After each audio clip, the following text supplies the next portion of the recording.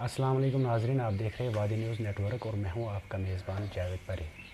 आज हमारे साथ Pahari Aman culture club district Baramulla के कुछ खास मेहमान जुड़े हैं, जिनमें chief organiser Syed Sajad Hussain, chairman Hilal Ahmed Khan साहब, सेक्रेटरी सैयद अनवर शाह साहब बात करने के लिए मौजूद है। इनसे हम इनके जो तासुरात हैं जानने की कोशिश करेंगे। सीधे इन्हीं से बात करते हैं। बिस्मिल्लाहिर्रहमानिर्रहीम अल्हम्दुलिल्लाहि वस्सलातु अला अहलिहा अम्मा बाद फ़क़द क़ाल अल्लाहु तबारक व तआला फ़िल कुरानिल मजीद इन्नल्लाहा ला युग़य्यिरु मा बिक़ौमिन हत्ता युग़य्यिरु मा बिअन्फुसिहिम। नाज़रीन, अस्सलामु अलैकुम व रहमतुल्लाहि व बरकातुहू।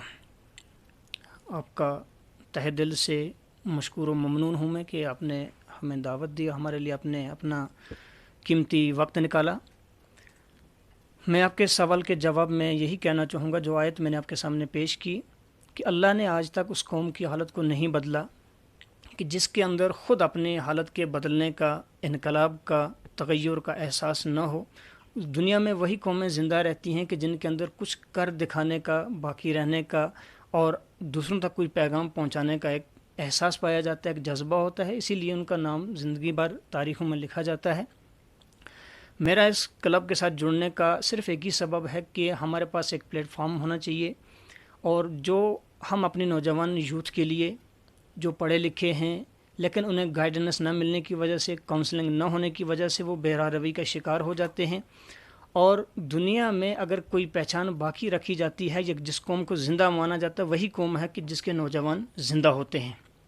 क्योंकि इनकलाब लाने वाले, किसी चीज़ को बाकी रखने वाले और तारीख़ में अपना नाम रोशन करने वाले अगर जो होते हैं तो वो नौजवान तबका होते हैं।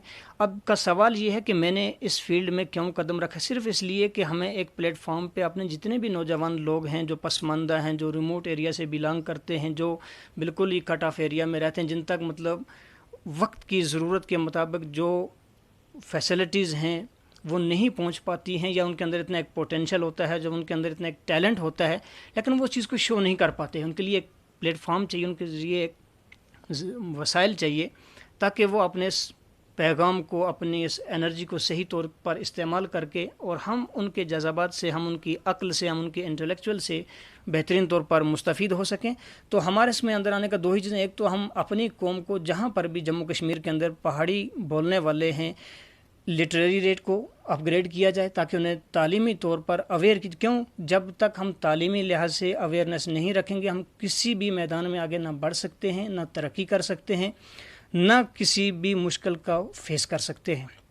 दूसरी चीज़ ये है कि एजुकेशन के साथ साथ जिसका सबसे बड़ा एक अलमिया बनता चला जा रहा है हमारे, चाहे वो पहाड़ी नौजवान हों, कश्मीरी हों, किसी भी कम्युनिटी से बिलोंग करते हों, जो ड्रग्स का मसला है या मतलब जो बेराह रवी का शिकार हो रहे हैं नौजवान इस वक्त हमारे, हम रोज़ सुनते हैं कि अब बाप बेटे की लड़ाई होगी, आज फ़लाँ सुसाइड कर गया, फ़लाँ ने छलांग लगा ली, फ़लाँ चरस का नशा कर रहा था, फ़लाँ ऐसा कर रहा था। इसके पीछे काज क्या है? तो उस मिशनरी को भी समझना है कि इनको आखिर इस बेराह रवी पे लगाया किसने है, चाहे वो इंटरनेट हो, टेक्नोलॉजी हो या कोई और ऐसा माध्यम है कि जो इन्हें बेराह रवी की तरफ ले जा रहा है।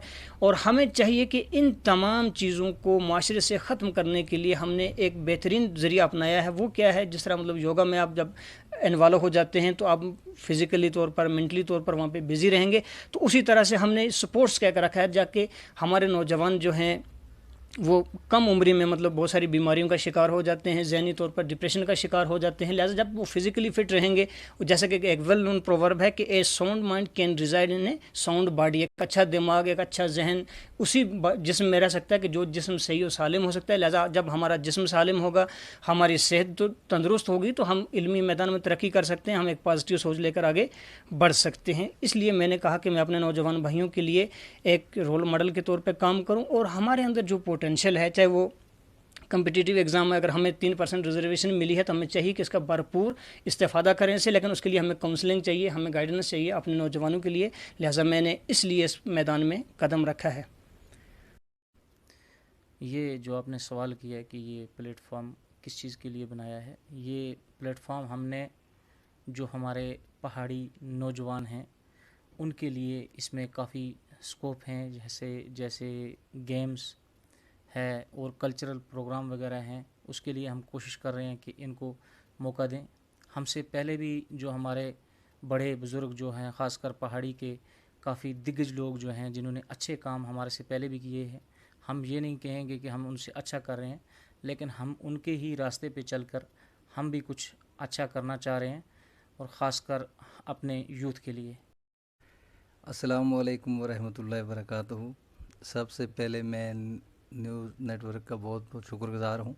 آپ نے اپنا قیمتی ٹائم نکالا، ہمارے پاس آئے، ہماری بات کو سنا۔ تو آپ نے فرمایا کہ اس پہاڑی امن کلچر کلب کو ہم نے اس کی سنگ بنیاد رکھی ہے، کس لیے رکھی، کیا کیا۔ میں عرض کروں آپ سے کہ میں ایک آرٹسٹ ہوں، اور کچھ استاد ہمارے بزرگ لوگ جو ہیں جو اس چیز کو چلا رہے تھے، انہوں نے بہت زیادہ کام کیے اس چیز کے لیے، اپنے اس کلچر، ثقافت، اپنی اس مادری زبان کے لیے۔